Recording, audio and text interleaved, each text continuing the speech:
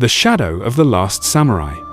In the Far East, where mountains embrace the clouds and bamboo forests whisper the secrets of centuries, there lived a samurai named Hayato. His name was not spoken in marketplaces, nor were his deeds sung in taverns. Yet he was known in silence, and silence alone. Hayato was the last disciple of an ancient school, a school that did not teach combat for victory, but combat for honor. His master taught him that the sword was not a tool for killing, but a mirror that reflected the soul of the one who wielded it, and that the greatest battles are the ones never fought. On a grey morning, Hayato knelt before his master's grave, his sword planted firmly in the earth. In a low voice, he said, "I have kept the oath, but the world has changed, and it no longer listens to the language of honor." Villages around him were burning.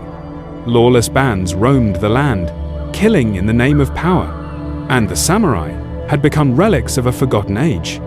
That day, Hayato heard a scream, not a cry of war, but a cry of fear. He followed the sound until he found a child standing before his father's lifeless body, his eyes frozen, as if he had grown 20 years older in a single moment. The child looked at the samurai and asked, "Are you strong?" Hayato paused. He had not been asked that question in a long time. After a moment of silence, he replied, "I was when I believed strength lived in the sword." He took the child with him to a small hut at the edge of the forest.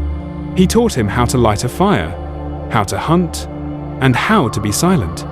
Every night, the child asked about the sword, and every night, Hayato changed the subject, until the day the bandits reached the forest. Hayato stood alone at the roadside, dressed in dark robes, his sword unsheathed for the first time in years. The bandit leader laughed and said, "Step aside, old man. This is our time now." Hayato closed his eyes. He remembered his master. He remembered the oath. He remembered the child. The sword was drawn. The fight was not long, nor was it loud. It was precise, like the strike of fate itself. One by one, the men fell, without screams, without spectacle.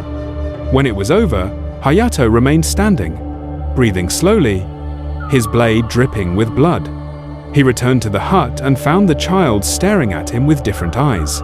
The child said, "Teach me."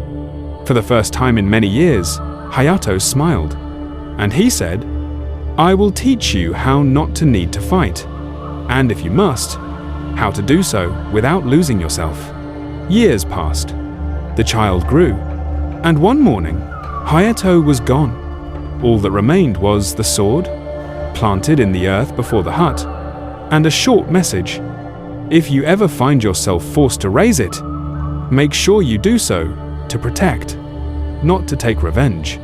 And since that day, the villagers say they see the shadow of a samurai at sunset, not fighting, but guarding balance, in a world that has forgotten the meaning of honor.